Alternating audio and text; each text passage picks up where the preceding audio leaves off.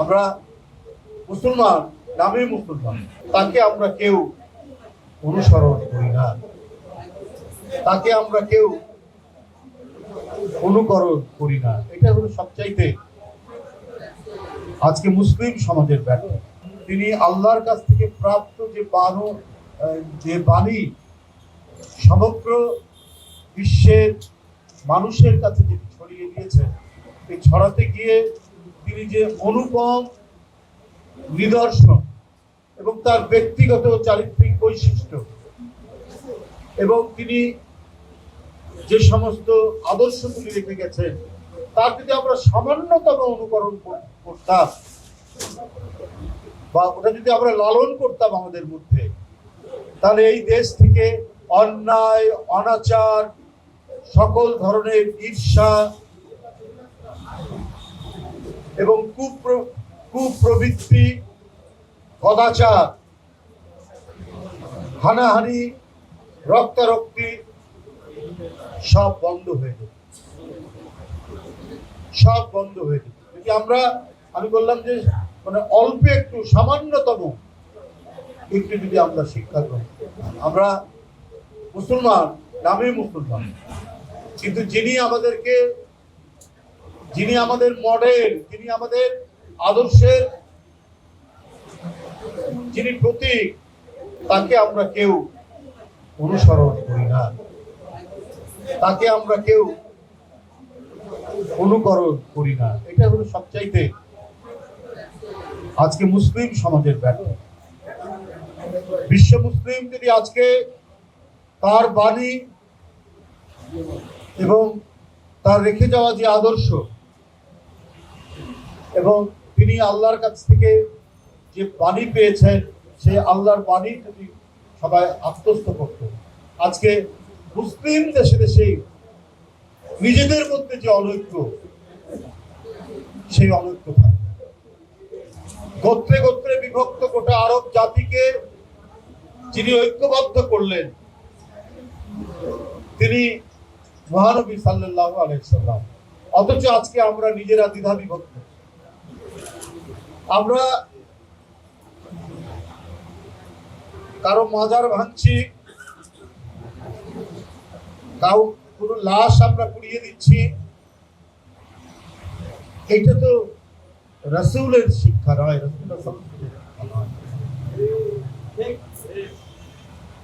আজকে যে আমরা গণতন্ত্রের চেতনাই বলি, আমরা রাষ্ট্রীয় চেতনাই বলি, এগুলো তো পৃথিবীর কাছে নিদর্শন দিয়ে গেছেন আরবের সেই মহামানব। আমরা সেইখান থেকে শিক্ষা না নিয়ে আমরা নিজেদের যে ধর্ম, নিজেদের যে ইসলাম, সেটাকেই আমরা কত ফেরকা, কত ফিতনা, কত ধরনের কথাবার্তা দিয়ে শুধু বিভাজন করা, শুধু বিভাজন। অথচ ঐক্যের প্রতীকই ছিলেন আমাদের মহানবী সাল্লাল্লাহু আলাইহি ওয়াসাল্লাম। গোত্রে গোত্রে বিভাজিত আরব সমাজকে নিদর্শন দিয়ে গেলেন কিভাবে ঐক্যবদ্ধ হয়। যে পবিত্র পাথর কাবা শরীফে বসানোর জন্য কোনো সিদ্ধান্তই যখন কেউ দিতে পারছিল না গোত্রে গোত্রে বিভাজনের জন্য, অথচ কি অসাধারণ এক সমাধান তিনি দিয়েছেন।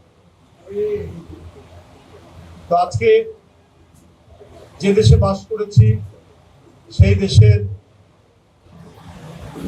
যিনি সাবেক প্রধানমন্ত্রী ছিলেন, তিনিও মুসলমান ছিলেন।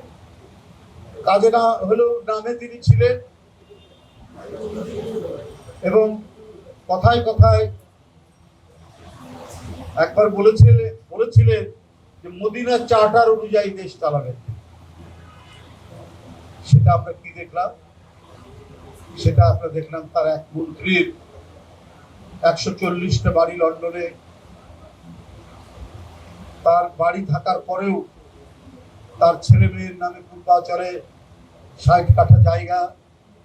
একটা ছোট্ট উদাহরণ, সরকারি জমি 72 বিঘা চট্টগ্রাম বিমানবন্দরের পাশে নেওয়া হয়েছে। সেখানে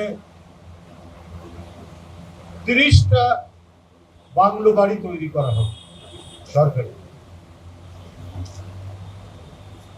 জনগণের টাকা একেবারে মুড়ি মুড়কির মতো উনি ব্যবহার করেছেন প্রস্তুত করার জন্য। একেবারে অনুৎপাদনশীল বিভিন্ন খাত তৈরি করে টাকা শুধু লুট করার জন্য তিনি এই কাজগুলো করেছেন, যার কোনোই দরকার ছিল অথচ কত গুরুত্বপূর্ণ খাত হয়েছে। একটা মানুষ অসুস্থ হলে, গরিব মানুষ, তার বিনামূল্যে চিকিৎসার কোনো সম্ভাবনা নেই এই দেশে, ধুকতে ধুকতে মারা যাবে। কত মানুষ করোনার সময় বিনা চিকিৎসায় মারা গেছে, প্রয়োজনীয় অক্সিজেন এবং অন্যান্য ঔষধ সামগ্রী সরবরাহ করতে পারে। অথচ বাংলো বাড়ি নির্মাণ করার জন্য সরকারি পয়সা, ফুর্তি করার জন্য যে পয়সা খরচ করা হয়েছে সেটা বলা কঠিন, বলা খুব মুশকিল। সবটা যদি বলতে চাই দিন রাত পার হয়ে যাবে। আমি শুধু সরকারকে বলতে চাই, আমার কেন জানি মনে হচ্ছে ভেতর থেকে গভীর চক্রান্ত চলছে। আমরা আমাদের এই বয়সে আমরা কিছুটা পাকিস্তান আমলও দেখেছি, তখন ছোট, তখন তো মাজার আক্রমণের কথা শুনিনি, তখন তো আমরা মাজারের কোনো লাশ পুড়িয়ে দেওয়ার কথা শুনিনি। এখন তো আরো এগিয়ে যাওয়ার কথা দেশ। আজকে হঠাৎ করে এই কাজগুলো কেন হচ্ছে?